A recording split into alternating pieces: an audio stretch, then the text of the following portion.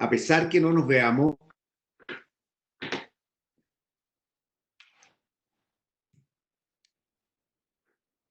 voy a hacer un pequeño ajuste. Bueno, a pesar que no nos veamos, un gusto tenerlos una vez más en estos webinars de la FEN.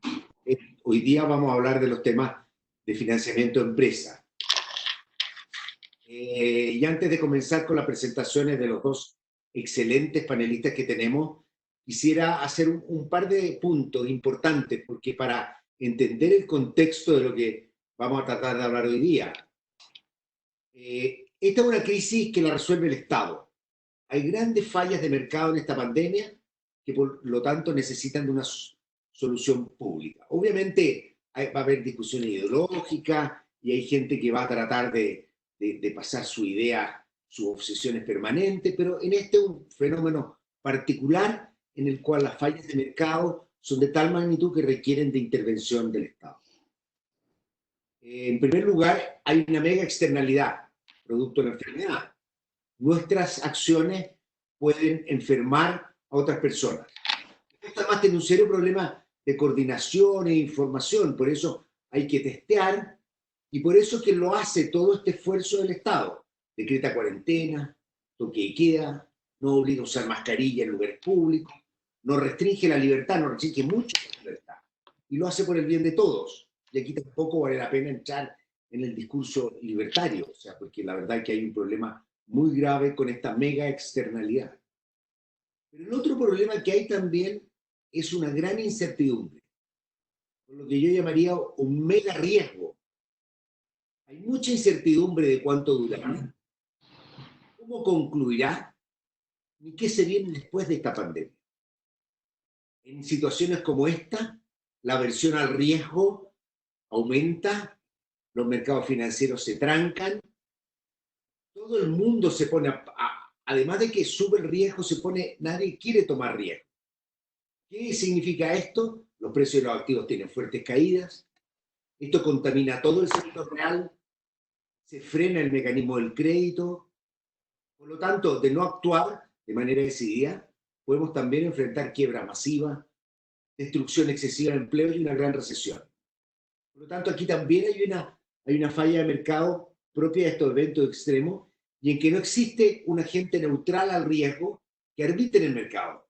A nosotros nos enseñaron que para que hubiera mercado completo, y es lo que enseñamos, uno necesita, para que todas las árboles de Breast Security se puedan transar, uno necesita algún agente neutral al riesgo, que es el que arbitra todas estas securities.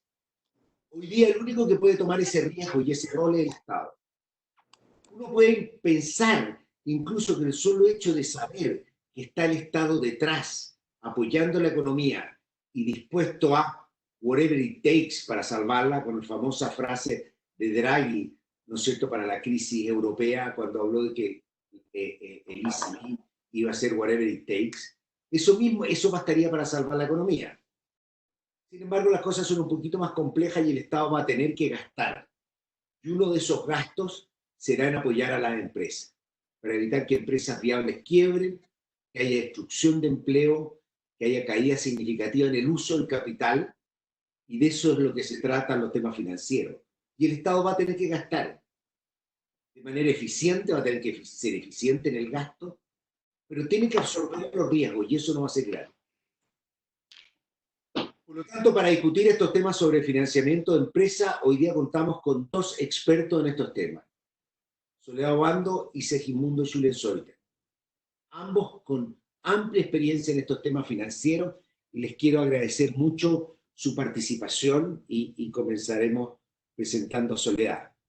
Una nota, como ustedes ya deben saber, hay una sección de preguntas y respuestas donde ustedes pueden ir poniendo sus preguntas y respuestas y yo iré procesándolas, no vetándolas, sino procesándolas para pasárselas a nuestros panelistas. Y vamos a comenzar con Soledad Obando, ingeniera industrial de la Universidad de Chile, es actualmente directora ejecutiva de ASECH, la Asociación de Emprendedores de Chile, desde octubre del año 2018. Antes se desempeñó como gerente de pequeña empresa de Banco Estado, lugar en el que tuvo casi 20 años. Fue gerente general de Banco Estado Microempresas, después también fue gerente de pymes de Banco Estado, presidenta de Banco Estado Microempresas. Ahora, yo en lo personal tengo que decir, la conocí por ASECH y algo de Banco Estado, pero cuando la llamé y le dije, mira, nuestro próximo invitado va a ser Segismundo Chulensoite, me dijo, sí, lo conozco mucho, que trabajamos juntos, lo cual además es bastante grato y ambos en Banco Estado, con un rol público importante. Soledad es miembro del Consejo Consultivo de Ingeniería Industrial, es consejera de FOSI, directora de Prediem y Base Pública. Ha sido reconocida en varias ocasiones entre las 100 mujeres líderes de este ranking que hace Mujeres Empresarias y el Mercurio. Y en lo más reciente, de hecho, hoy día en la mañana, habrán visto en la prensa que participa en la Comisión Asesora de Gasto Público. Un honor, un placer para nosotros tener a Soledad y le doy la palabra para que hable 15, 20 minutos después del charla. Pasamos a Segismundo. Muchas gracias. Gracias, José. Bueno, un saludo para todos los que nos están viendo, que no podemos ver. Un gran saludo para ti, José, y también para Segismundo. Un honor, Segismundo, para mí y para estar contigo y con José en este panel. Y para aprovechar el tiempo, solo voy a mostrar una lámina que la voy a subir ahora acá y después la voy a bajar. Un poco para dar un poco contexto de cuando hablamos de financiamiento a las empresas. ¿Se ve ahí? Sí. Ya, me la veo menos. Y que tiene que ver con cómo es la estructura empresarial en Chile. Chile es un país de más de 1 millón de empresas formales, ¿no? Como decimos muchas veces, un país de pymes y de emprendedores, porque el 80% de esas empresas formales venden menos de 10.000 UF, ¿no? Las pymes en su totalidad representan el 98,6% de las empresas, las grandes el 1,4%. En el empleo andan parejitos, ¿no? Las pymes 48, las grandes un 52. Y en el aporte a las ventas, sin duda las empresas grandes son las que movilizan la mayor cantidad y el volumen de recursos dentro de la economía, el 86,4%, y el 13,4% en el caso de las pymes. Antes de la crisis, cuando mostramos estas cifras, probablemente muchos de los que trabajamos en el mundo de las pymes y de los emprendedores estábamos mucho más centrados mirando la importancia del empleo bajo el nivel de participación en las ventas y cómo resolvíamos esto. Pero hoy día a mí esta lámina me pareció importante para partir esta conversación, porque de alguna manera nos da un panorama de entender cómo desde distintas miradas, tanto empresas grandes como pequeñas son importantes, de manera diferente probablemente, en cómo tenemos que enfrentar lo que viene y lo que ya está ocurriendo hoy día desde el punto de vista económico en nuestro país, ¿no? Un segundito. Sacar ahí sí, ahí sí. Bueno, dicho eso, o sea, que acá tenemos un gran grupo de empresas donde grandes y pequeñas son importantes por distintos motivos. Dicho eso, contarles un poquito la situación de financiamiento que experimentan las empresas pequeñas, que es el mundo donde yo me muevo, antes de la situación de la crisis. En Chile desde hace 20 años que venimos tratando de resolver el problema de acceso a financiamiento, más de 20 años diría yo, desde el inicio de los 90, el problema de acceso a financiamiento que tienen las micro y pequeñas empresas a financiamiento. Un problema que siempre hemos entendido que básicamente está radicado en 3 principales causas, diría yo.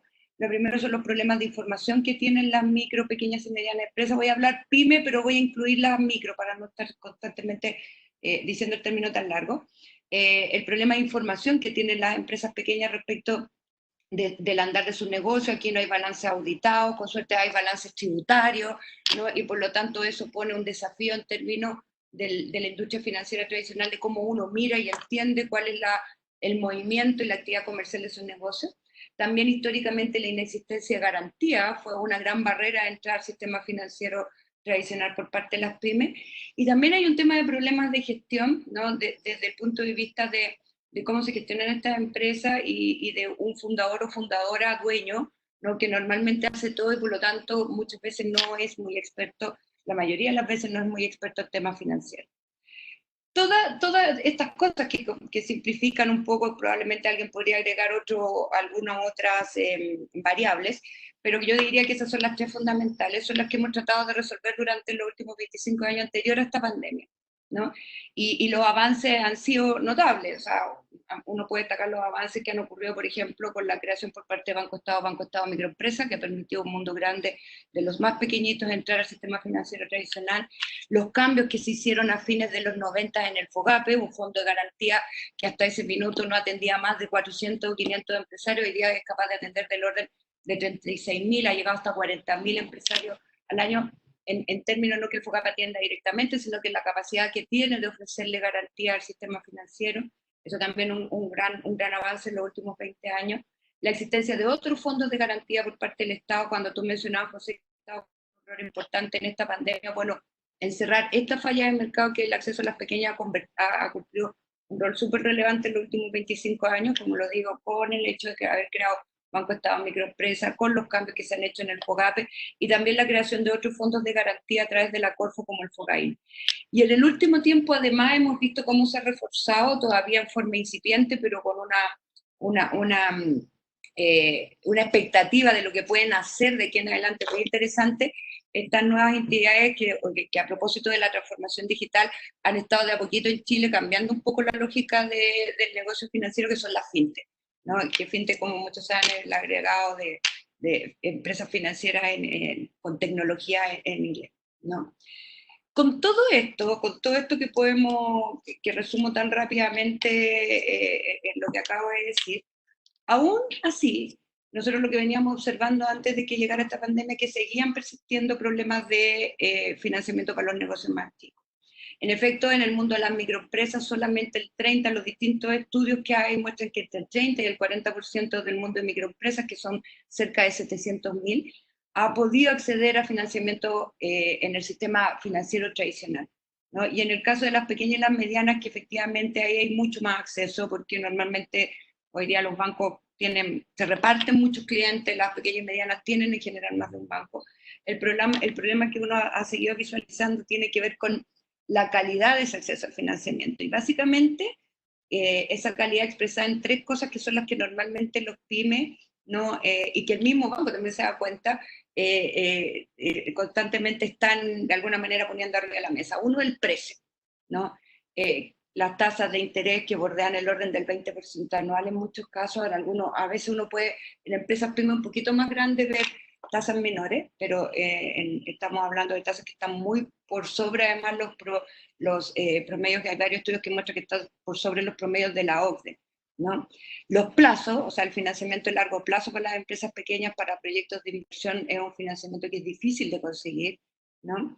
Y por último, la forma de la tramitación, porque probablemente por el mismo hecho de que no es tan fácil conocer o entender el detalle de información muy objetiva de cómo funcionan estas empresas, generalmente para los empresarios pequeños la tramitación dentro de los bancos se les hace muy engorrosa. Y la entienden poco y les cuesta mucho, y eso probablemente se refleja en que se quejan mucho de la demora que en general, ¿no? Dependiendo del tipo de producto al que quieren acceder, tienen de respuesta por parte de las instituciones financieras sus solicitudes de crédito, porque probablemente hay un análisis que es más costoso también para ellos, para las instituciones financieras. Desde el estallido social, nosotros lo que empezamos a ver es que una de las primeras afectadas al mundo, las pymes, ya venía afectada desde el estallido social. Ya habíamos visto bajas las ventas en algunos sectores y a fines del año pasado se estaba empezando como lentamente a recomponer, algunos más afectados que otros, ¿no? Y sin duda, con la irrupción de esta pandemia en nuestro país, que entendemos que es una crisis global, que es una crisis mundial, este efecto que ya veníamos viendo, o sea, a la pyme, el mundo de la pyme lo pilló muy mal parado, porque ya venía de una situación compleja desde el estallido social, situación que se ha amplificado en estos casi 40 días que ya llevamos con medidas un poco más extremas en relación a todo lo que tiene que ver con lo sanitario. Hay algunos estudios que se han hecho recientemente, destaco ahí unos que ha estado publicando constantemente la Cámara Nacional de Comercio, y que la experiencia a uno le hace mucho sentido, que dice que las empresas pequeñas no van a aguantar más de un mes sin vender, ¿no? Que cuando uno trata y esto tiene que ver probablemente, y es así porque sus espaldas financieras son más débiles, ¿no? Probablemente también producto de que les ha costado históricamente y lentamente han venido mejorando su capacidad de acceso a fuentes de financiamiento formal y en buenas condiciones, ¿no? Y probablemente esta es la situación que hoy día nos pone en, un sentido, en una parada de decir de que es urgente el apoyo y que el Estado impulse medidas que vayan en apoyo a la situación que hoy día están viviendo estas empresas pequeñas, porque en ella hay una gran cantidad de fuentes de trabajo. O sea, el 48% de los empleos formales están ahí, ¿no? Y uno lo que ve, y datos que ya estamos viendo hoy día en la prensa, cuando vemos las estadísticas que se informaron la semana pasada de quienes se acogieron a la ley de protección del empleo en estos primeros días, el Ministerio del Trabajo informó que la mayoría eran empresas pequeñas y trabajadores de empresas pequeñas, porque evidentemente ya están teniendo, no están teniendo flujo, no están pudiendo con sus compromisos, entre ellos las remuneraciones de sus trabajadores. La discusión que vamos a enfrentar, yo creo que y que estamos enfrentando ya en este minuto de cómo se deben canalizar los apoyos por parte del Estado, es por dónde se hacen, ¿no? Hoy día tenemos una medida que ya ha sido aprobada en el Congreso y en etapa, esperamos, de rápida implementación, que es la capitalización del FOGAPE, con una tasa nunca antes vista para el mundo de las pymes, ¿no? UF más 0 o un 3,5% nominal, que es como del orden del 0,2, 0,25 mensual. Esto para una pyme nunca existió, ¿no? Sin embargo, está la preocupación legítima de a cuánta gente esto va a dar, porque evidentemente la discusión es que los bancos van a ir a buscar solamente a las buenas empresas, cuestión que cuando uno está metido en el negocio financiero sabe que desde la lógica y desde la estructura es para qué están hechos los bancos, ¿no? Y lo que sí preocupa es que esto no se haga rápido, porque hoy día, saliéndonos de esa discusión y entendiendo que probablemente la banca tiene que buscar salvar a las buenas empresas, que son sus clientes, hoy día lo que está pasando es que como todas estas medidas todavía no están en el delivery de cara a las pequeñas empresas, hoy día estamos viendo que hay empresas chicas, buenas empresas chicas, que ya están cerrando y que ya están despidiendo trabajadores y que ya están dejando de funcionar. O sea, estamos viendo ya las consecuencias en el empleo. Cuando a uno le preguntan, oye, pero estas medidas serán suficientes, nuestra mirada y mira en particular es que creemos que van en la dirección correcta, lo que se está haciendo hoy día a través de FOGAPE. Podremos discutir durante la conferencia, porque probablemente no es tan fácil tampoco para la banca, ni tampoco para los clientes de los bancos, apuntar a estas soluciones o acceder, llegar a que estas soluciones finalmente lleguen a quienes las necesitan. Pero también creo que si veníamos arrastrando una época donde veíamos ciertas dificultades desde el sistema financiero tradicional, probablemente si uno se mete en las cosas estrictamente muy técnicas, probablemente con muchas justificaciones, ¿no? Motivos de entender de por qué no se podía llegar a más, lo que uno se da cuenta es que probablemente esta medida en particular no va a ser suficiente y se requiere otra. Y creemos, y yo particularmente creo que se requieren medidas que también impulsen la entrada de otros actores, como por ejemplo las empresas de factoring, las cooperativas, las cajas de compensación y estas empresas fintech, ¿no? Que puedan colaborar y puedan complementar la acción que podrían hacer hoy día los bancos, sobre todo con aquellos clientes que a los bancos, por su estructura, por su normativa y por su sistema, les va a costar mucho más llegar, y que también son buenas empresas, ¿no? Y que probablemente estas organizaciones tienen un poquito más de cintura para llegar a ese mundo. Y eso yo creo que es una medida en la que tenemos que hoy día poner también nuestra energía.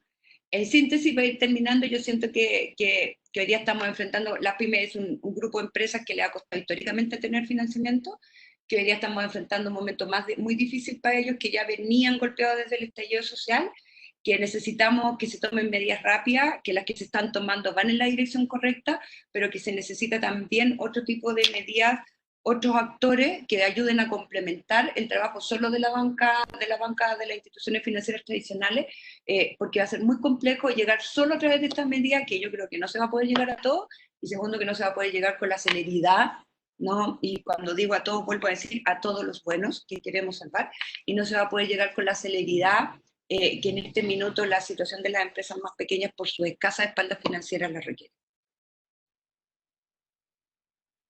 Eso, José. Muchas gracias.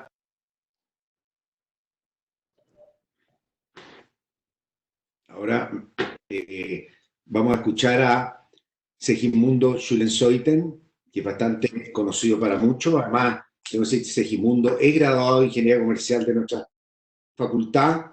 Tiene una dilatada carrera de banquero, tanto en el sector público como privado, y también tuvo un rol muy importante en la salida de la crisis financiera de los 80.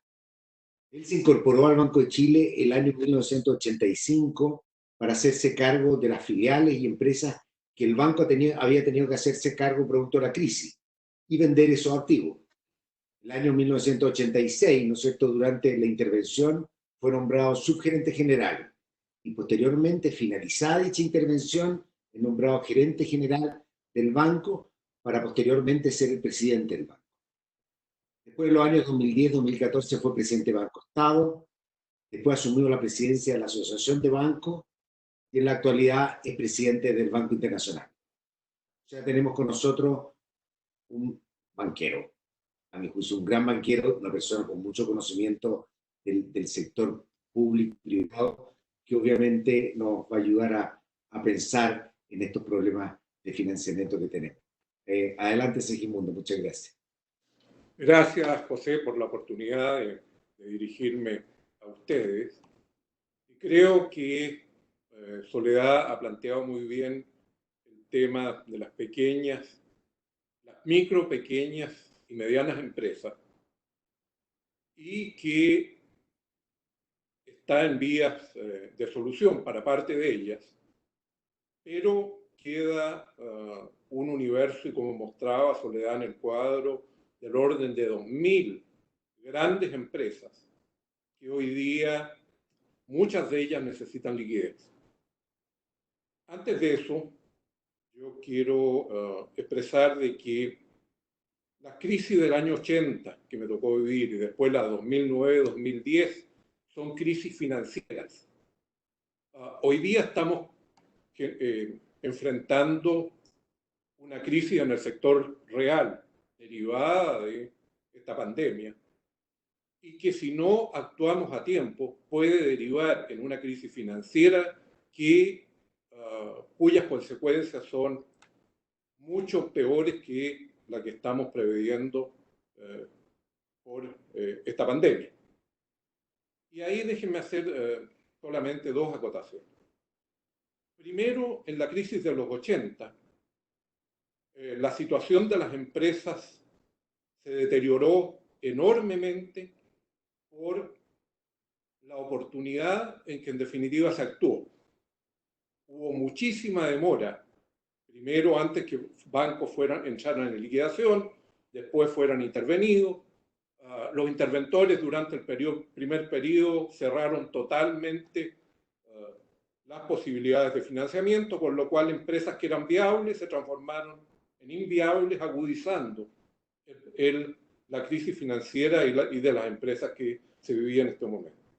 En la crisis de 2009 y 2010 es diferente, porque ahí el ministro Velasco toma una medida que en el fondo hace que el Banco del Estado comience a prestarle a las grandes empresas por la capilaridad que esto significa, ¿no es cierto? Y que al final tiene un efecto multiplicador enorme con los proveedores, a su vez con los proveedores de los proveedores, lo cual hizo que esa crisis, en definitiva, el riesgo de la banca no aumentara tan significativamente. Por consiguiente, el mensaje aquí es que hay que actuar rápido, porque si no, y como decía Soledad, algunas empresas pueden sobrevivir un mes, las pequeñas, las micro, las grandes posiblemente pueden sobrevivir más, porque tienen alternativas, muchas de ellas, de ir al mercado. Vemos, ¿no es cierto?, que esta semana Parque Arauco acaba de colocar un bono, por consiguiente, muchas de ellas tienen todavía caja, pero el mensaje aquí es oportunidad. Ahora, la solución que se está viendo y que está en vías de implementación va para ayudar a empresas que venden menos de 1 millón de UF. Las empresas que venden más de 1 millón de UF, y lo mostraba Soledad en su presentación, son alrededor de 2.000. esas representan alrededor del 16% de la ocupación. Y algo que no se ha dicho, estas empresas son las que proveen de mayores recursos al Estado para poder financiar, poderla financiar y para poder financiar todos estos programas que hoy día van en ayuda de las personas y de las empresas. Y esa, ¿no es cierto?, se refleja en el impuesto a la renta que pagan, en el IVA que pagan, el impuesto territorial, los impuestos que pagan sus trabajadores ejecutivos y a su vez, como yo decía, en toda la cadena hacia abajo de proveedores, ¿no es cierto? Por consiguiente, si uno pudiera decir, parte importante de la riqueza que generan las empresas van a financiar al Estado. Ahora, quiero entrar al tema de cómo podemos buscar fórmulas para financiar a estas grandes. No es un tema fácil y hay distintas alternativas con distintas dificultades, ¿cierto? Una es que puedan emitir instrumentos híbridos, que básicamente son instrumentos de, como se dice, de cuasi capital, por ejemplo, deuda subordinada, pero dadas las condiciones de mercado hoy día, yo creo que es muy difícil poderlos usar. Obviamente son instrumentos que tienen mayor rentabilidad, pero tienen una baja liquidez. Y para hacerlo atractivo, como se hizo en la crisis de los 80, que en el fondo se usó deuda subordinada para apoyar a los bancos, hubo que generar incentivos tributarios para que hubiesen interesados en comprar esta deuda. Pero hoy día yo creo que el mercado no está para una solución de ese tipo. Lo otro es crear un fondo COVID grandes empresas, que podría operar similar a lo que son las SGR, que se emiten, ¿no es cierto?, certificados de deuda endosable, que son títulos ejecutivos y que tienen una serie de requisitos, que puede ser una opción. Pero a mí la que me gusta más es una solución público-privada. Y eso, en resumen, porque es bastante complejo, es emitir bonos convertibles. Y bonos convertibles que obviamente vayan, que los emitan empresas que son viables y que tengan una potencial demanda, ¿cierto?, de todos los actores del mercado, sea AFP, compañías de seguros, bancos, fondos, y que el Estado, ¿no es cierto?, se comprometa estas serían acciones, emitirían acciones preferentes. El Estado, en este caso, no compromete financiamientos en el corto y mediano plazo. Uno podría emitir bonos de este tipo a 5 años y que en el fondo durante esos 5 años el Estado, ¿no es cierto?, no tiene que hacer ningún desembolso. Ahora, transcurridos los 5 años, lo que no hayan pagado las empresas debería emitirse acciones preferentes. Y lo clave de esto es que el precio de conversión sea atractivo para el Estado. Por ejemplo, uno podría decir bajo el valor libro, o lo que se está discutiendo en Brasil por el caso de LAN, que es un promedio entre distintos valores de las acciones, pero lo importante aquí es que existan los incentivos para que la empresa, ¿no es cierto?, pague durante este periodo de tiempo, porque si no, viene la dilución. Eso yo creo que puede ser una fórmula que, como digo, tiene muchos detalles, pero que en definitiva no compromete recursos fiscales hoy. El problema, ¿no es cierto?, llamémoslo, se chutea a 5 años y en el intertanto las empresas y sus dueños van a hacer los mejores esfuerzos para rescatar, ¿no es cierto?, estos fondos. esa es una idea que yo creo que vale la pena y que hay que irla explorando ya. Yo creo que, así como el presidente del Banco Central planteó de la posibilidad, ¿no es cierto?, de hacer una reforma constitucional para que el Estado pueda comprar bonos del gobierno en el mercado secundario, ojalá no tengan que usarla nunca. Ojalá que en el caso, ¿no es cierto?, de las empresas tampoco tengan que recurrir a este mecanismo. Pero lo importante es tener la herramienta, porque en esto, si vemos el caso de los créditos COVID, llevamos, Soledad, 3 semanas, casi un mes, y todavía, ¿no es cierto?, no podemos implementarlo. Entonces, y dado que, como José planteaba al principio, hay temas aquí ideológicos, políticos, yo creo que la discusión tiene que ser ya y buscar alternativas de este tipo. Y no olvidar que, lo que dije al principio, que en la medida que las empresas sigan funcionando, van a seguir aportándole al Estado vía impuestos y poder financiar todos los programas sociales. Una cosa respecto al crédito COVID. Nosotros esperamos que esta semana esté el reglamento. La implementación no va a ser fácil. A Soledad le consta que en el crédito, en el caso de las microempresas, es muy difícil evaluar el riesgo.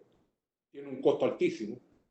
Y por eso es que el Banco del Estado ha estado en eso y deben tener hoy día, cuando dejé el Banco del Estado, ya teníamos como 500.000 microempresas, hoy día debe estar sobre el 600.000. Y no ha sido un negocio para el Banco del Estado, porque este costo de medir el riesgo es altísimo. Mucha de esta gente es informal, como decía Soledad, no tiene información. Entonces hay que tratar de entender el negocio, lo cual no es fácil. Por consiguiente, y desgraciadamente, ciertas políticas públicas, como la tasa máxima convencional, no han hecho que esto sea atractivo para la banca privada. Entonces, mucha de esta gente ha caído a los mercados informales y ciertas políticas públicas que en la práctica pretendían, ¿no es cierto?, apoyar a estos eventuales deudores han hecho que no estén en el sistema. Ahora, yendo a lo del COVID, yo espero que la primera semana de mayo ya podamos estar operando, sin perjuicio que la banca ha estado reprogramando. Ya llevamos del orden de 800.000 reprogramaciones. Porque al final la banca, aunque no es negocio, porque tiene una serie de restricciones, no solo la tasa de interés, tiene un deducible que tiene que pagar el banco, hay comisiones que tiene que pagar el banco, pero la banca vamos a entrar porque en el fondo lo que se trata es de ayudar a nuestros deudores. Ahora, sin perjuicio de que yo espero que la primera semana de mayo esto esté operando, los clientes ya pueden acercarse a los bancos a elevar su solicitud. Y no va a ser simple, porque en los montos pequeños, piensen ustedes que en una microempresa son hasta 6.250 UF lo que se puede prestar. Ahí va a ser solamente el banco. Pero en empresas de 250.000 UF, seguramente va a haber que hacer mini sindicatos. Entonces, aquí viene una coordinación a su vez de la banca. ¿Y por qué? Porque en la práctica todos tenemos que dar iguales periodos de gracia, todos tenemos que dar, ¿no es cierto?, los mismos vencimientos, porque si no se puede dar que si yo le financio un tercio y otro banco y 3 bancos, o sea, todos un tercio, o sea, los periodos de gracia tienen que ser iguales, no puede ser uno a 4 meses, otro a 5 meses, otro a 6 meses, en fin, o sea, a lo que quiero ir es que tiene una complejidad mayor la operatoria. Hasta aquí llego, gracias. Muchas gracias, Edmundo. Ya hemos recibido varias preguntas. Voy a tratar de juntar algo de lo que viene y hay que moverse bastante más preguntas que están llegando. Algunas de estas yo creo que van a ser bien interesantes para Soledad. Y yo le quisiera englobar en algo un poquito más general y tiene que ver con este tema del reglamento, porque al final, como siempre se comenta y como está este viejo dicho, el diablo está en los detalles.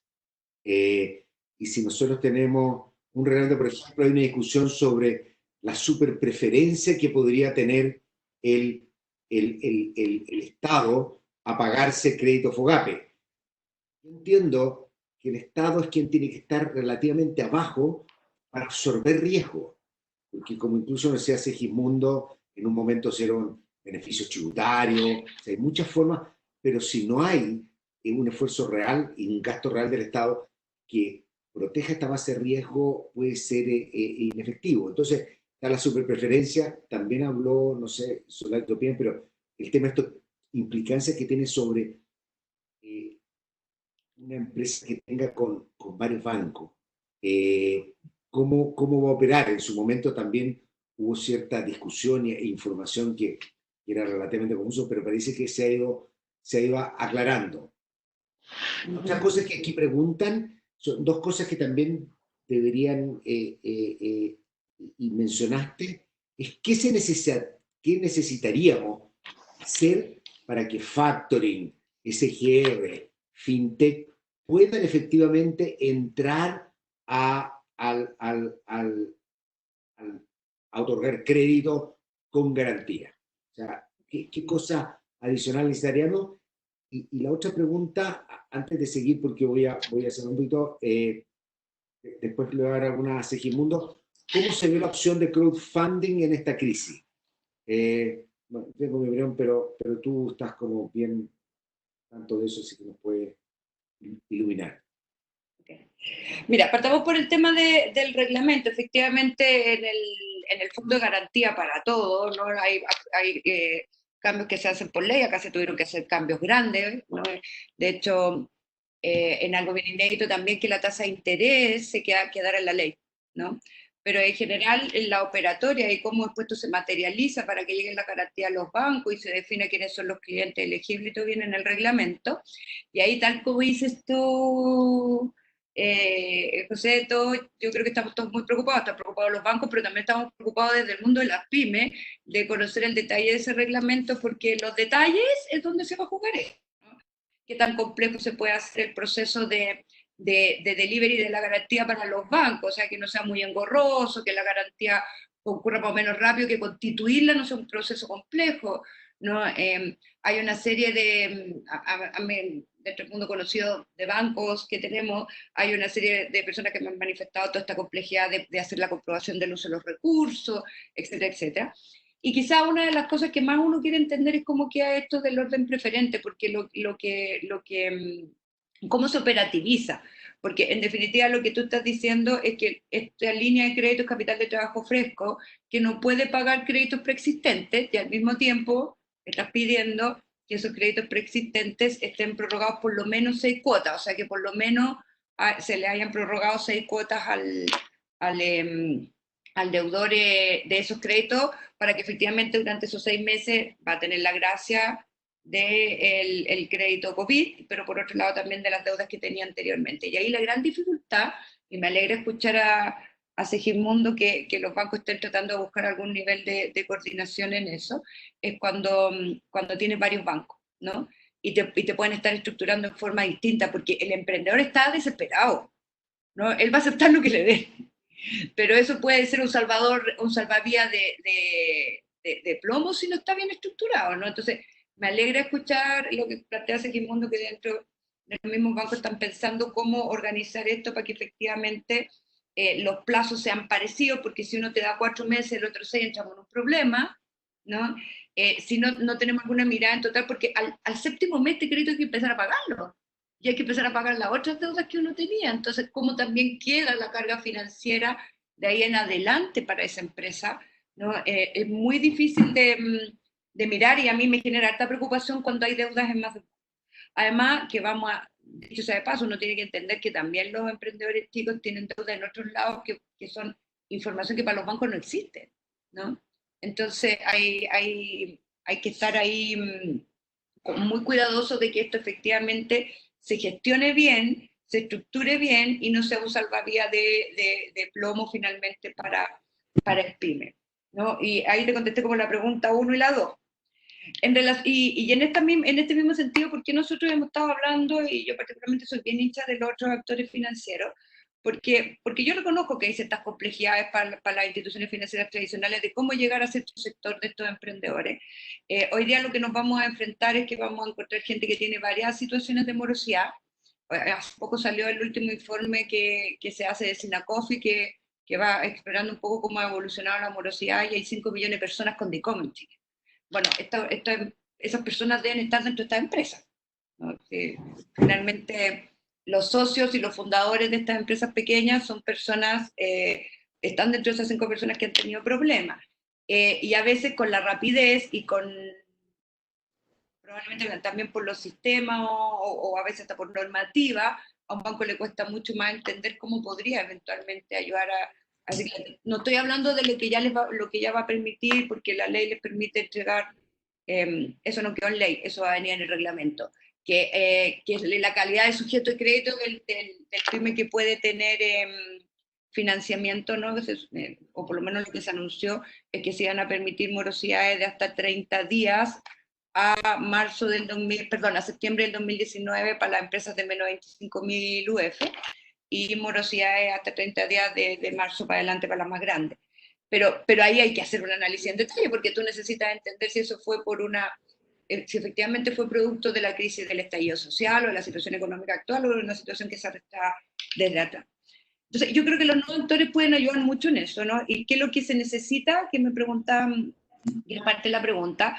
Bueno, todos estos actores no bancarios que están participando y que han venido participando, porque estos actores, lo que pasa es que probablemente han abordado un número más pequeño hasta la fecha de empresas, en algunos casos son la única fuente de financiamiento que tienen las empresas, sobre todo las que están recién partiendo, ¿no? Es una norma por todos sabido que para un banco tú necesitas por lo menos un año histórico de la empresa para poder evaluarlo, y por lo tanto todas las que están recién partiendo normalmente toman alternativas de financiamiento con factoring, con fintech o con otro tipo de instituciones. Y hoy día lo que nosotros lo que requerimos ahí es que estas empresas están sufriendo 2 problemas. El primero es que normalmente se fondean a través de fondos de inversión privada, y hoy día esos fondos de inversión privada están retirando los dineros y por lo tanto están sin liquidez para prestar. Ese es el primer problema, ¿no? Como gran problema, pues podríamos en detalle ver de que además las condiciones en que le entregan los recursos para que efectivamente la tasa de interés a la que llega finalmente el cliente sea una tasa adecuada para los tiempos que estamos viviendo, pero el problema central es que no están teniendo acceso a fondos para prestar. Y el segundo problema es que no tienen ningún tipo de garantía. Ellos no pueden participar, ¿no? Algunos factoring de algunas cooperativas lo pueden hacer del FOGAPE, pero muchos no pueden participar de este fondo de garantía, ¿no? Y por lo tanto también necesitan alguna garantía, porque tienen detrás un fondo, un inversionista que les pasó el dinero para entregarle o financiar a las pymes. Ahí lo que nosotros estamos diciendo son 2 cosas bien importantes. Una, que creemos que el Estado, y particularmente a través de la Corfo, puede llevar el liderazgo, así como lo ha tocado ahora a Banco Estado, porque administra además el FOGAPE, desde lo que ellos hacen con los mismos clientes, pero además como administrador del FOGAPE, creemos que la Corfo le puede tener un liderazgo y un papel importante en impulsar esas 2 medidas de manera rápida. Por un lado, se ha hablado harto de un esquema de fondos, se ha hablado de que las AFP estarían interesadas en participar de ese esquema, u otros inversionistas, en un modelo mixto de inversionistas, pero donde se necesita de alguna manera, parecido a lo que decías tú, a la otra solución para las grandes Segimundo, que también haya concurrencia del Estado en ese esquema. Eso por un lado, para poder gatillar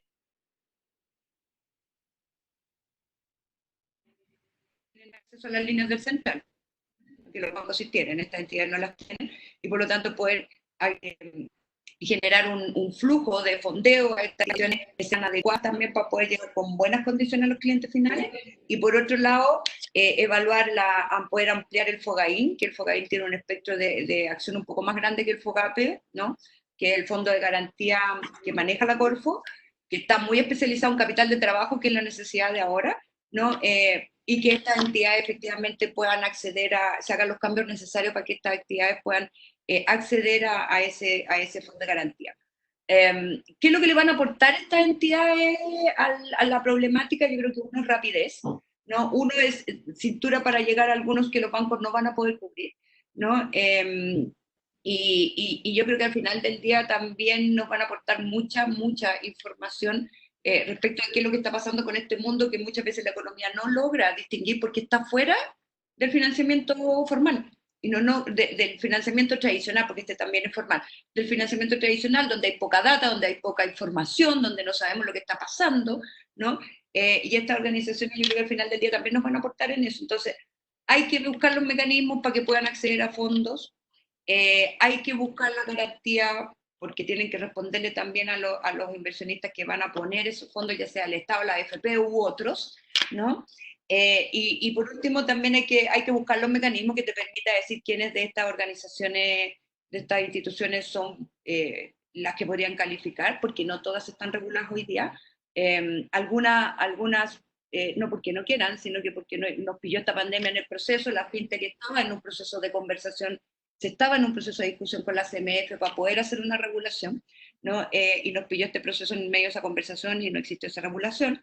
Pero podemos buscar mecanismos que permitan tener cierta certificación y cierta calidad de lo que hacen estas instituciones, ¿no? Y yo diría eso fundamentalmente. Yo soy una convencida que si no tenemos el complemento de eso, vamos a dejar mucha gente afuera por las razones que ya hemos conversado. Y por último, el crowdfunding, yo creo que tiene un rol súper importante. Por un lado, muchas de las fintech son crowdlending, en el fondo funcionan a través de eso. O sea, tengo en mi mente Chita, está una que se llama Crédito con K, está Cumplo, está Red Capital, y que tienen un track de riesgo bastante bueno, sobre todo las más antiguas, ¿no?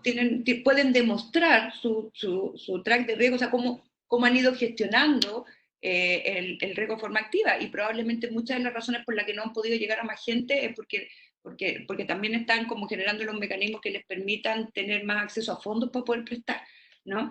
¿Y por qué te digo de crowdlending? Porque el crowdfunding se basa mucho en que personas inviertan en otras personas, ¿no? Y no estoy tan segura, yo creo que hay que mantenerlo, creo que hay gente que tiene muchas ganas de aportar, tiene los recursos para hacerlo, y una buena forma de aportar es a través de estos mecanismos, pero la magnitud del problema es tan grande que eso no va a ser suficiente. Entonces, yo sí creo que el crowdfunding también puede ayudar, sobre todo desde la personas en términos individuos que tienen hoy día dinero para aportar en estos mecanismos, y hay instituciones que lo saben hacer muy bien en ese sentido, todas, ¿no? Quiero nombrar a Doble Impacto también, que no quiero que se me quede, porque tengo mi corazoncito con la banca ética bien puesta, pero yo creo que no va a ser suficiente, ¿no? Entonces, eso es básicamente, se necesita generar un mecanismo equivalente a las líneas del Banco Central para estas instituciones, factoring, cooperativa, caja de compensación y fintech, y por otro lado se necesita también generar un espacio de garantía equivalente al FOGAPE que permita a estas instituciones también tener algún nivel de respaldo en ese sentido del financiamiento que puedan otorgar. Si bien no conozco el detalle de la pregunta, Soledad, pero uno podría establecer una especie de FOGAPE para estas instituciones. Estoy escuchando, José. Por ejemplo, para instituciones como el factoring, uno podría establecer ese fondo de garantía para que, o un préstamo con algún grado de garantía para que ellos puedan intermediarlo. Por supuesto, o sea, de hecho esos mecanismos hoy día existen, mucho de lo que yo he hablado harto con la Asociación de Empresas de Factoring. ¿Me están escuchando? Hágame una señal que diga que me están escuchando. Ya, ok, que los perdí de imagen. Yo he estado hablando con la Asociación de Empresas de Factoring, y efectivamente algunos de esos mecanismos existían, pero las condiciones que tienen les es muy difícil hoy día seguir operando. Son caros, son complejos, por lo tanto uno lo que debería hacer es tomar y un camino posible es mejorar esos mecanismos, ¿no? De líneas de crédito también para fondearse ellos. Ellos de hecho son clientes de los bancos, ¿no? Y lo que les está pasando hoy día es que los bancos les están cerrando las líneas a los factoring, ¿no? Eso es lo que está ocurriendo, probablemente porque están haciendo otras decisiones, no sé, están focalizando o están priorizando en otros temas, puede ser, ¿no? Y que puede ser muy entendible, entonces Eso hay que mirarlo desde esa perspectiva. Y que el FOGAPE pueda funcionar, bueno, el FOGAIN es una alternativa, o sea, y además quizás es más rápido, porque hacer cambios al FOGAIN hasta cierto nivel lo hace a través de la estructura de la Corfo, con su consejo, y no necesariamente son proyectos de ley. ¿No? No necesariamente, habría que ver el tipo de cambio. Entonces, lo que estamos diciendo es, en vez de construir todo de cero, empujemos rápido con las cosas que hoy día se pueden hacer, porque es tanta la urgencia, ¿sí? Que mientras más aprovechemos cosas que hay hoy día, le hagamos las mejoras correspondientes y esas mejoras las hagamos con los actores involucrados. Yo creo que es muy importante que en eso estén sentadas las asociaciones de factoring, que estén sentadas la asociación de fintech, la asociación que representa a las cooperativas, que ya ha estado diciendo algunas cosas, la gente de las cajas de compensación, para entender cuáles son las mejoras rápido que podríamos hacer esto y cuál es el aporte real que ellos podrían hacer, ¿no? Pero yo diría quizás en por el FOGAIN, más que por el FOGAP en esta etapa. Muchas gracias. Hay varias preguntas para Segismundo. Yo quisiera partir una porque hubo este sistema que propone, que es bien atractivo, de deuda convertible, sería que las empresas emiten bonos, inversionistas compran los bonos, que al final pueden convertirlo en acciones. El Estado no tiene que poner nada, pero tiene que garantizar algo al final. Y ahí es donde no me quedó muy claro. La garantía es por la vía de capitalizarlo, pues es capitalizarlo con acciones convertidas, con acciones preferentes, algo así. A ver, primero, respecto a lo que planteaba Soledad, quizás dos aclaraciones. El reglamento, yo diría que viene favorable a las empresas que venden bajo 100.000 UF en términos de declaraciones juradas, de la cobranza, en fin. Entonces, para ese mundo de micro o pequeña empresa debería funcionar sin grandes dificultades. Por otro lado, ella se refirió al tema de los factores. No es que los bancos no le estemos prestando los factores. Lo que pasa es que en el factoring hay dos partes. Una, ¿no es cierto?, y para simplificarlo, es quien emite la factura, y otra es el pagador. La gran mayoría de las facturas provienen de grandes empresas y provienen del Estado y municipalidades. Por consiguiente, lo que los bancos están fijándose mucho hoy día es en el pagador, por la situación que están viviendo muchas medianas y pequeñas empresas. No es que la banca no esté prestando, insisto, o sea, estamos fijándonos mucho más en el riesgo del pagador. Y por eso es una necesidad más, ¿no es cierto?, de buscar algún sistema de liquidez para las grandes empresas. Porque si no, la cadena, ¿no es cierto?, si esa empresa que está obligada al pago no le paga a la mediana empresa, todos los esfuerzos que se hayan hecho con las líneas COVID se van a ir, no van a tener mayor efecto. Yendo a tu pregunta, lo que aquí yo estoy planteando es lo siguiente, que hay un periodo, aquí tiene que haber un contrato, en definitiva, ¿no es cierto?, entre las partes, y que, por ejemplo, si el bono es a 5 años, y que tiene que tener los incentivos para que la empresa pueda ir recomprando durante ese periodo los bonos a valor par, y si al final quedara un saldo, ese se transforma en acciones, con lo cual el Estado se queda con esas acciones y le paga a los acreedores. Ahora, ¿qué hace el Estado con esas acciones? Las puede vender de inmediato, puede esperar un tiempo, ahí ya entramos a otro, no sé si con eso aclaro el tema. Pero esto no es un bono convertible con una parte final de acciones preferentes en caso que la empresa no haya pagado. Así es. Donde ahí entraría el Estado a ser accionista, a responder por esta parte que no fue. Así es. Pero estarían todos los incentivos para que la empresa trate de recomprar estos bonos, porque si no la dilución va a ser muy grande. Hay varias preguntas más que hacen y bien dirigidas al sector bancario, y la verdad que había estas preguntas. Una tiene que ver con el DICOM, que aparentemente podría tomarlo dos. Sin DICOM, el DICOM parece que la posibilidad de FOGAPE se fuma. Después había una pregunta a los bancos, dice, ¿por qué a medida que uno se financia, deja garantía, a medida que va pagando, se va desgarantizando, usa la palabra, ¿por qué no se puede usar esta liberación de garantías como nuevas garantías para crédito? Y otra pregunta también es, y aquí viene la parte más de banquero público, es decir, si no hay preocupación de que la situación actual pueda, la morosidad, la dificultad de apoyar a los acreedores, pueda generar problemas de estabilidad financiera en corto y mediano plazo. Bueno, primero, en el caso de la línea COVID, fuera de otorgar el financiamiento, los bancos toman la obligación de reprogramar los créditos existentes. En los créditos que en definitiva, los otros créditos que no están bajo la línea, en definitiva, no se ejecutaría, por consiguiente no iría a DICOM. Eso respecto un poco a la primera pregunta. Por otro lado, se ha dado, ¿no es cierto?, que respecto a las garantías, los bancos ya hemos reprogramado del orden de 800.000 deudores, de los cuales hay un porcentaje no menor de empresas.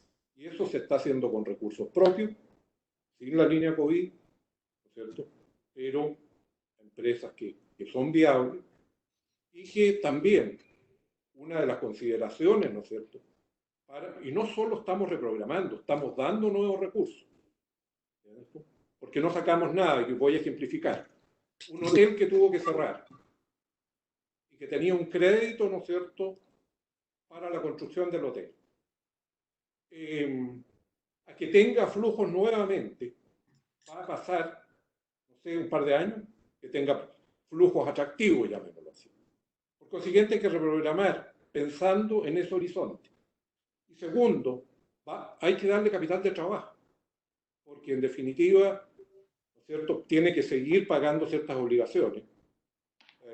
Tiene que, para acogerse a las leyes de desempleo, tiene que seguir haciendo las imposiciones de sus trabajadores. Por consiguiente, le estamos dando capital de trabajo para hacer frente a esos compromisos. Entonces, hoy día, sin la línea COVID, ya estamos trabajando en ese sentido. ¿Y por qué? Porque no tiene ningún sentido ejecutarlo. Me quedo con el hotel y ¿qué hago con el hotel? Entonces, aquí es un tema de manejo de riesgo que tenemos que ir haciendo caso a caso.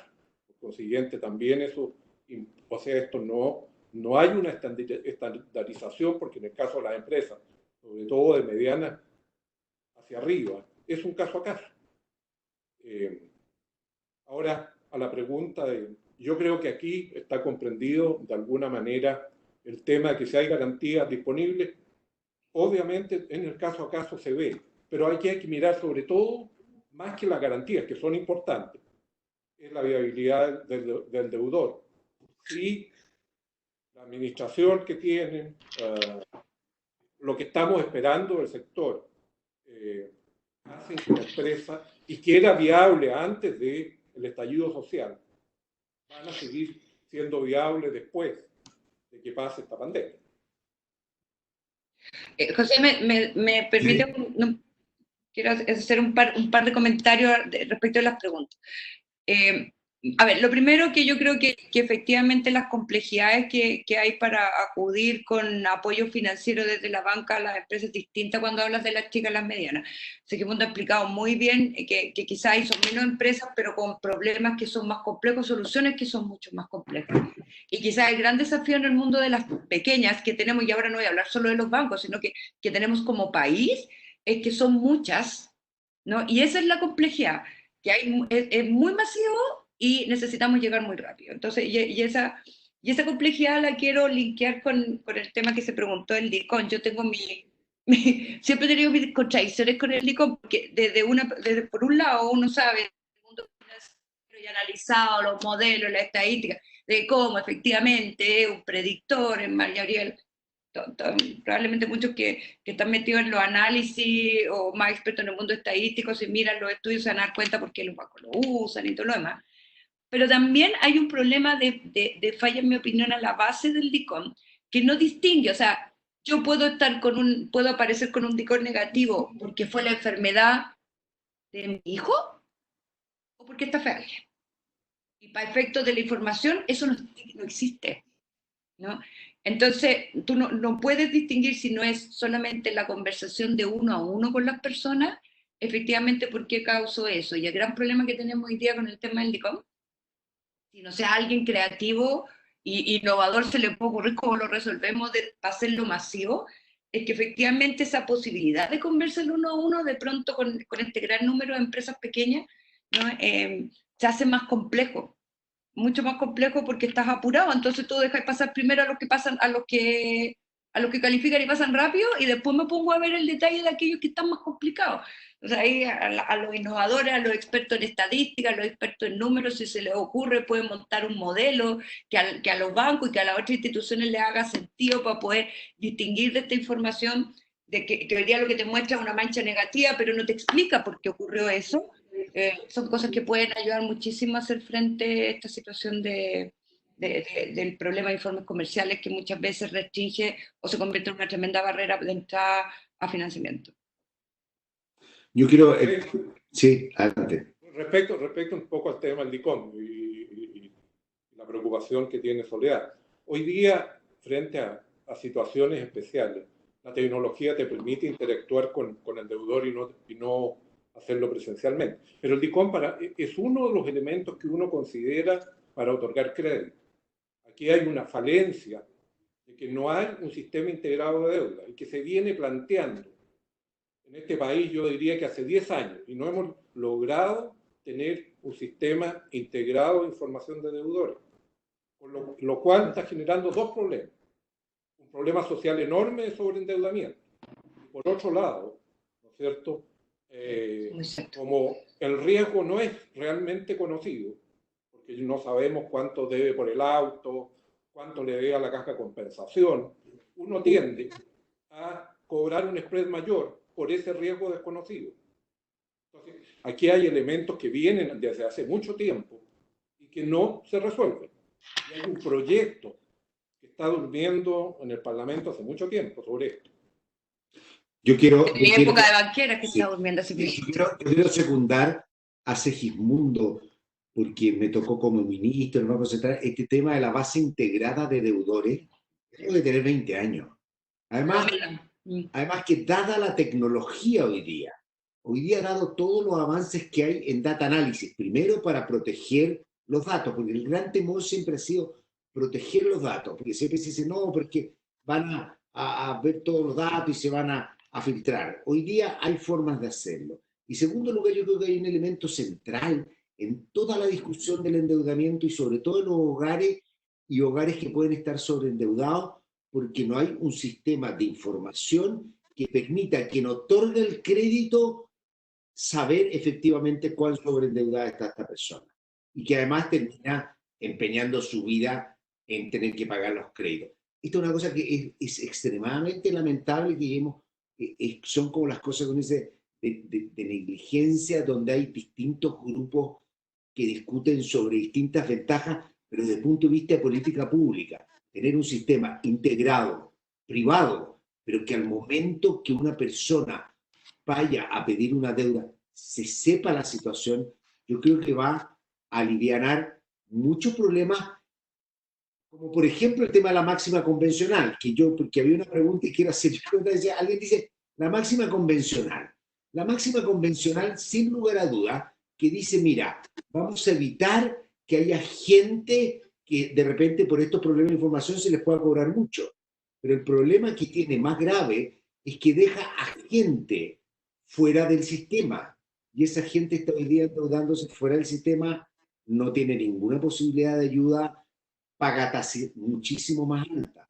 Por lo tanto, es mucho mejor asegurar un sistema que permita un cobro de tasa baja a todos los clientes y no generar estos sistemas que al final tienen una muy buena intención, pero terminan excluyendo y sacando a mucha gente del sistema y generando problemas a veces más graves que los que se quieren funcionar.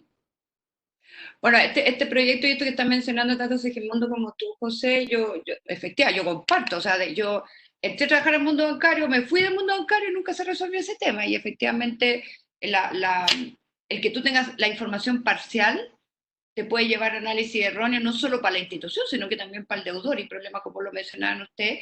Y creo que además lo otro importante también de tener esta base que compile todas las deudas de todo tipo de las personas en todas las instituciones, también tiene una contribución para las propias personas, ¿no? De empezar a entender qué es lo que está haciendo, cómo está manejando sus finanzas, ¿no? Porque yo creo que muchas veces las personas y lo hemos visto, ¿no? Puede ser por necesidad, pero también por consumismo, digámoslo así, tú vas ocupando crédito y ni tú mismo te das cuenta de repente en el espacio que te metiste. Porque cuando no te llama el banco, ocupas la tarjeta del supermercado, la tarjeta de la casa comercial, que te llamaron de una caja compensación y dijiste que bueno. Entonces, al final, yo creo que también esto no es un beneficio que va solamente porque algunos podrían decir, ah, claro, los bancos quieren saber todo, las instituciones que... Yo creo que no, ayuda a hacer mejor la pega desde el mundo financiero, por un lado, pero también nos ayuda más a las personas a entender cuál es nuestra real situación y lo que estamos haciendo con nuestras finanzas, ¿no? Y cómo lo estamos administrando. A mí hay una cosa que me importa mucho transmitir aquí a yo está cuando uno es un empresario chico o una persona que se siente de clase media pararse frente al mundo financiero y se siente en desigualdad, en desequilibrio de poder. Pero uno también tiene responsabilidad, ¿no? Y uno tiene que, responsabilidad lo menos de exigir o elegir adecuadamente. Ahora, probablemente en este minuto pedirle eso a la gente es complejo, pero también estamos hablando para adelante, ¿no?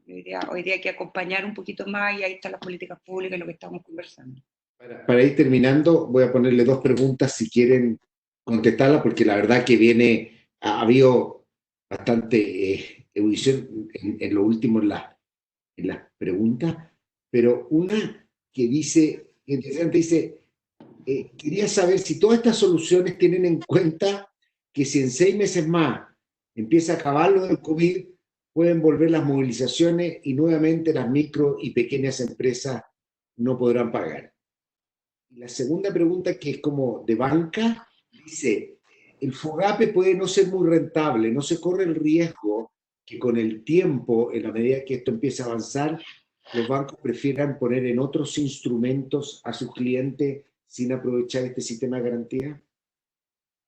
Esas es como las cosas que estaría antes de ir cerrando. ¿Qué partís tú, seguimos? Ok, mira, yo obviamente que está dentro de las inquietudes,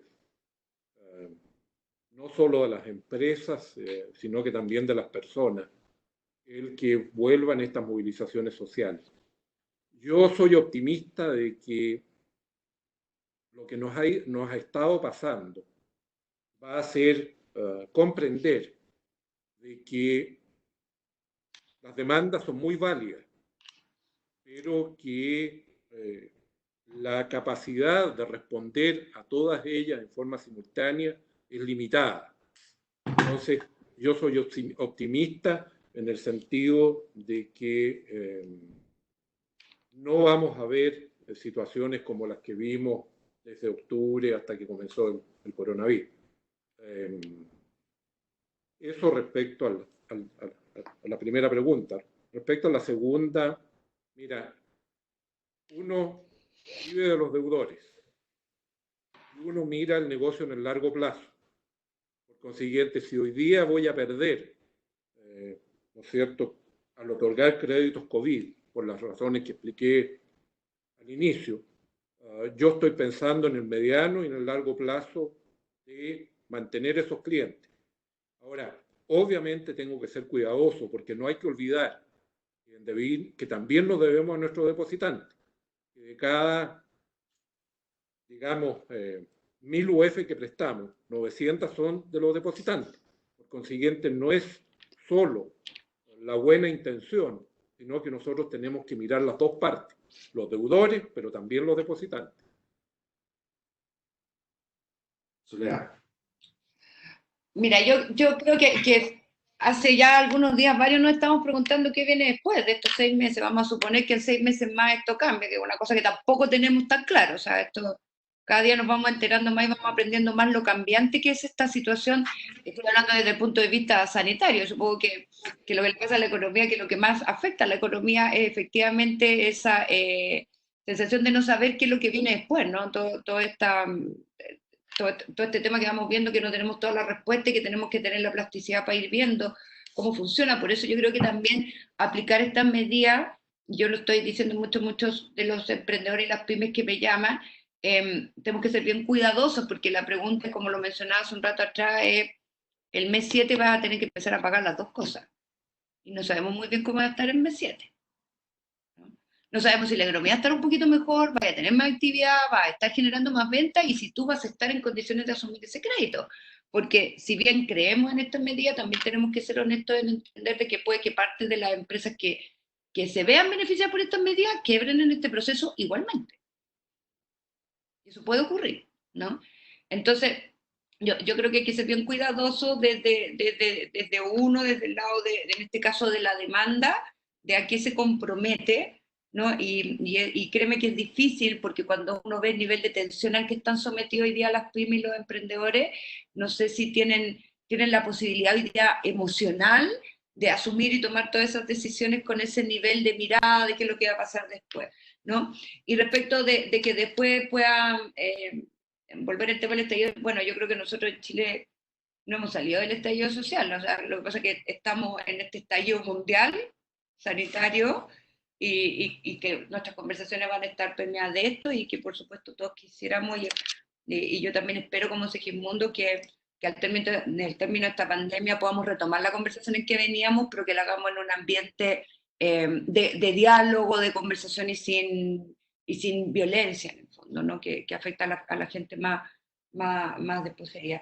Y la rentabilidad del FOGAPE es que yo creo que hay que separar, porque no sé la visión que tenían los bancos, pero por lo menos lo que yo veía cuando yo estaba en el Banco del Estado, que el FOGAPE no el COVID, no el COVID de ahora, el FOGAPE normal era bien rentable para uno, era bien líquido, ¿no? Porque te pone un montón de limitaciones que no te está poniendo acá, entonces yo creo que no se pueden sacar conclusiones respecto de esta línea, porque esto es una línea de emergencia que quiere resolver una situación crítica producto de una pandemia, ¿no? Y no está hecha para eso, o sea, evidentemente quizás no sea la cosa que debe seguir funcionando después, porque realmente no tiene la rentabilidad para nadie, pero todos estamos poniendo, y como mi querida amiga y presidenta de la SECHA, Alejandra Montaki, siempre dice, en esta crisis mundial, todos vamos a tener que poner algo de acuerdo a nuestras posibilidades. Y hoy día el FOGAPE está haciendo que los bancos trabajen, y veo que los bancos se están poniendo con una garantía que no es la más rentable del mundo probablemente. Muchas gracias. Bueno, primero que nada quiero un sincero agradecimiento a nombre mío y seguro a nombre de todos los asistentes que nos acompañaron hoy día. Comparto con ustedes también y comparto con Segismundo la idea, vivo un estallido social, pero también este periodo no nos debe llevar a borrar lo que como país hemos aprendido, pero sí también tiene que ayudarnos a pensar en cómo nos relacionamos y cómo tenemos que entre todos proteger y cuidar lo que se ha construido, en particular por necesidad de los que menos tienen. Quiero, con un par de cosas que me quedé y un anuncio. La primera, respecto a una pregunta, y quiero volver a este tema. Decía, ¿por qué un bono convertible al final, si hay problema, el Estado tiene que pagar? Porque si no, esos bonos no se van a comprar y esas empresas van a quebrar. Es cierto lo que nos mencionaba Segismundo. Hay muchas empresas que no van a tener ningún problema de financiamiento. Así como Chile, por ejemplo, hoy día no tiene problemas de financiamiento de sus cuentas fiscales, pero hay muchas empresas que están en áreas donde hay mucha incertidumbre y que obviamente hay una falla de mercado donde el Estado tiene que entrar a poner y a pagar, obviamente de manera eficiente y de manera que genere los incentivos. Por eso me parece bien atractivo lo que proponía Segismundo, que genere los incentivos para que las empresas hagan las reestructuraciones y no tengan o piensen vivir de la ayuda pública. La otra cosa que es bien importante es la urgencia. Y se preguntaba por la urgencia, porque hay propuestas que uno ha escuchado que poco menos que dicen, de hecho en Estados Unidos había una discusión, ¿por qué en vez de ayudar no dejamos a las empresas quebrar? Y una vez que las empresas quiebren, nosotros entramos y las arreglamos. Yo creo que esa es como una visión, yo decía, la visión del inversionista agresivo que dice, compra barato y vende caro, y probablemente el comprar barato es esperar que valga cero, o negativo, como hemos aprendido hace poco, pero que valga cero. En este caso no, porque eso es destrucción de capital y es muy malo para el país. Por eso yo creo que la urgencia es fundamental. Y la otra cosa, el pragmatismo.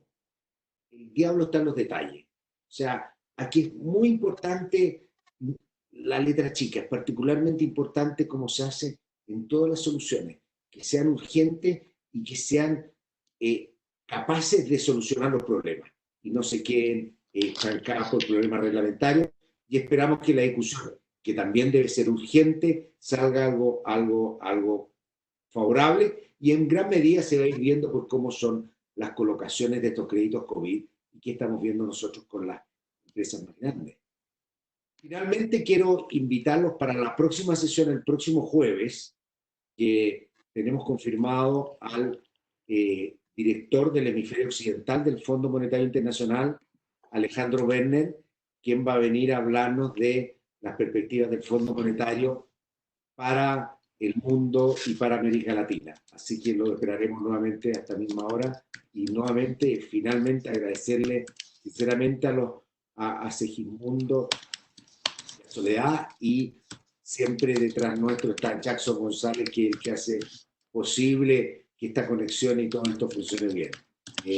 Muchas gracias y nos vemos la próxima semana. Gracias. Adiós. Gracias, adiós. Gracias Jackson.